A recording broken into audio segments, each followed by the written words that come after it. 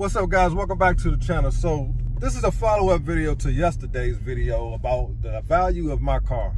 Now, I know a lot of people view this stuff a lot differently. A lot of people got their own opinion, and I appreciate everybody that leave comments under the video, under my videos. I listen to everything everybody has to say, especially if it's something positive, something that's actually adding value to whatever the topic is of the video. And I also know there's people who are going to come in and say negative things. They're going to be like, oh, it's just a 300, or it's just a Charger, it's not worth anything. Like, everybody has their opinion about the value of these cars. The thing about it is this: that stuff only matters if you're going to sell it. If you plan on keeping your car for an extensive amount of time, I mean, like, you're going to just keep it and pay it off, it doesn't matter. You know what I'm saying? Like, for me, first of all, I did not pay a markup for my car. And I know a lot of you guys did not pay a markup for your cars. So I'm not necessarily worried about this car being worth, you know, 10 and 20,000 more than what I paid for it. Now, when I had my wide body Scat Pack, that was a whole different situation. First of all, I only had the car for about, I want to say 11 months. That was during the pandemic time. So everything was worth a lot more. So I actually made about 13 grand on that car when I sold it. Because some people are under the impression that I think that this car is supposed to be worth a whole bunch of money. No, I don't think that. I already knew that when I bought the car. I didn't buy it to flip it. I bought it to drive it and enjoy it. And I think that's what you should do. But there are a lot of people who lost a lot of money buying those last call vehicles, especially the Black Ghost. And I believe TK touched on this, might have been yesterday's video, where he put up an article about somebody had bought a King Daytona, excuse me guys, and he tried to sell it. I think he paid for like $135,000. I'm gonna put the article up here if I can find it. He paid like $135,000 for it, and he was only able to get about 90 grand for it. See, something like that that's just crazy. So if you actually bought one of these cars and you thought that you was going to be able to flip it, and most of us have been saying this for a long time, OC Motivator, Butter, all of us have been saying, I mean, I know I'm not in that group. I've been saying it for a long time. These cars would not be worth a whole bunch of money. Unless there was another pandemic or something and there was a super shortage of vehicles, then yeah, maybe they'd be worth a couple dollars. Or if you wait like 40 years, these cars would be worth a lot of money. To pay $100K over for one of these cars. And there's a lot of people that did it. Like, again, there are some people who have money. $100K is nothing to some people. And, you know, that's their prerogative. Even if they did, it's not going to affect me one bit. I could care less if somebody paid $100K over for their car.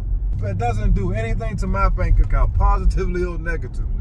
So I really don't care. That's why I don't really speak on it too much. There's too many people worrying about what somebody else do with their money. Some people don't have car knowledge like others, and I understand that. But anyway, this car is, yes, it's a limited car, but at the end of the day, guys, it's a Chrysler. I mean, it's a beautiful car. I really enjoy it. I haven't had any problems. But as far as this car being worth a whole bunch of money, you can forget it. And I never for 1 minute thought that. Now, there was somebody who left a comment saying I've made a whole bunch of videos talking about I would never sell the car, but if I decided to sell it, so what? You ever heard of like changing your mind? You ever said hey, let's go see this movie, and you see another movie that's being advertised and you decide to go watch that movie, even though you was adamant about watching the other movie? It's called having your own mind and things change. People ever heard of that? It's YouTube. You know, sometimes you have to really be careful what you say, because people will hold you to it. People will hold you to what you say. And I'm trying to learn that because, like I say, guys, I just make videos doing what I would be doing anyway. You know, the people have been calling me wanting to appraise my 300. I figured it would be a good video, and I can also really get a good idea of what the car's worth right now. And, you know, you'd be surprised other people will be curious to see that stuff as well. So a lot of times I may do videos, it may seem like it's personal towards me, but it's for all of us. That's what these YouTube videos are for. It's for us. You know, I learn from you guys, y'all learn from me. But to be honest, man, if you buy a Hellcat, you buy a Scat Pack, you buy an RT, any of these cars, just buy it to drive and have fun, man. Stop worrying about if the car's gonna be worth this, car's gonna be worth that, because it's not. It's no different than any other car that you buy that it depreciates. It's a depreciating asset, depreciating product. That's what it is. So guys, at the end of the day, man, I'm not worried about what this car is worth because I have no intentions on selling it right now. And when I do decide to sell it, if it's not worth anything, I just have to bite the bullet and do what I got to do to get out of it, or just keep it. It's not the end of the world. It's not the end of the world. Even the people that overpaid for their King Daytona and all that, it's not the end of the world. Their life is not going to stop because the car is not worth what people thought it was going to be worth. Who cares? I guarantee you them people not sitting around whining and crying about it. It's the only people on YouTube worried about that. You know what I'm saying? Because I know a couple people who got those cars and they could care less with somebody on YouTube commenting about them being fools for overpaying for a last car. They could care less because they have a real life. They don't care about what's going on the internet. And don't nobody know your business until you put it out there.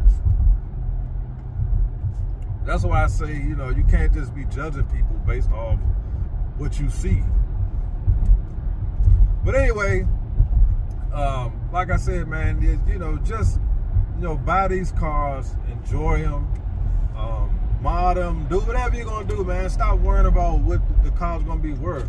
I mean, because if you bought the car to flip it, you need to just put it in the garage, put a cover on it, and don't ever drive it for the next 25 to 30 years. That's the only way that car's gonna be worth anything. Other than that, you might as well get on out here and enjoy it. Because tomorrow's not promised, and none of this stuff is worth anything once you check out of here. So it ain't gonna matter if the car was, if you didn't overpay or if you did overpay, it ain't gonna matter because you're gonna be closed. Feel me? You're gonna be pushing up daisies. It's just ridiculous. So I just wanted to make this quick video, guys, because sometimes the comments get crazy, man. But I really appreciate everybody chiming in. And nobody's wrong, nobody's right. It's just everybody's opinion. I know daggone well this car ain't worth no 70, 80, 100,000. It's just not. It's just not. It's just a damn 300C with a 6.4 motor in it. Yes, it's limited, and I enjoy the heck out of it, and it's a cool car to have. Bottom line.